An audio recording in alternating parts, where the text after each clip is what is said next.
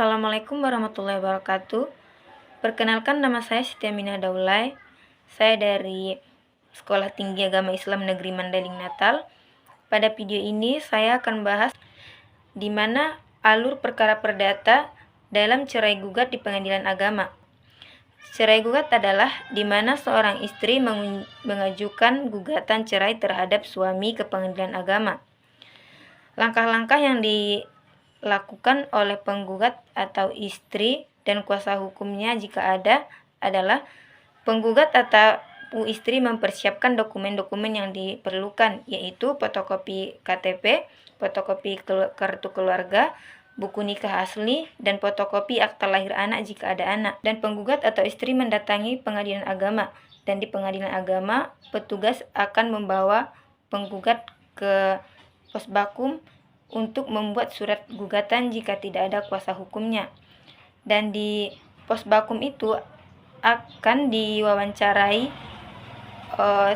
terkait kronologis permasalahan, dan di mana isi surat gugatan tersebut adalah identitas tergugat dan penggugat, dan posita, di mana posita adalah alasan-alasan yang menjadi dasar perceraian.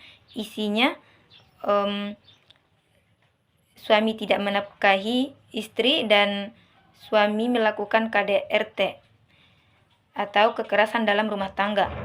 Dan ketiga, petitum. Di dalam petitum itu ada tuntutan hukum ke pengadilan yang isinya cerai, hak asuh anak, dan nafkah anak.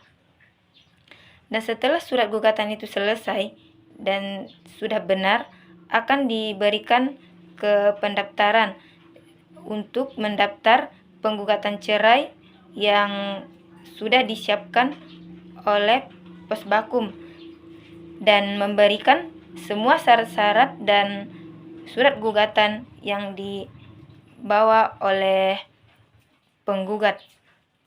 Dan di meja pendaftaran akan ditentukan panjar biaya perkaranya. Di layanan pembayaran akan menaksir panjar biaya perkara, lalu menuangkan dalam skum atau surat kuasa untuk membayar, lalu mengisi slip setoran bank sesuai skum, dan menyerahkan slip setoran kepada penggugat atau pemohon. Biaya perkara tingkat pertama adalah biaya pendaftaran 30.000, biaya administrasi 50.000, biaya redaksi 10.000, biaya materai 10.000, biaya panggil itu sesuai radius. Radius itu adalah jarak antara dua titik atau lokasi penelpon dan penerima.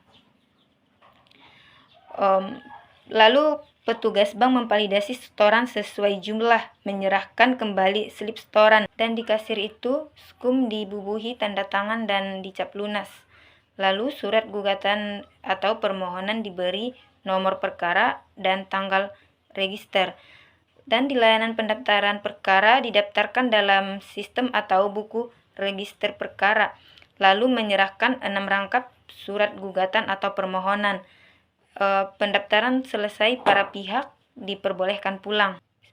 Pada waktu yang telah ditentukan, para pihak dipanggil oleh jurusita untuk persidangan.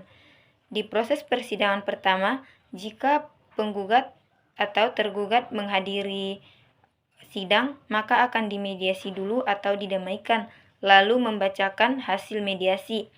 Dan jika tergugat atau termohon tidak hadir, maka masuk ke persidangan kedua. Pemohon disarankan untuk menyiapkan 2 saksi dan bukti-bukti, dan di sidang kedua tergugat atau termohon juga tidak hadir, maka saksi akan disuruh bersumpah dan bukti-bukti akan diperiksa. Dan di sidang ketiga akan dibacakan putusan hakim bercerai atau tidaknya. Sekian, terima kasih. Assalamualaikum warahmatullahi wabarakatuh.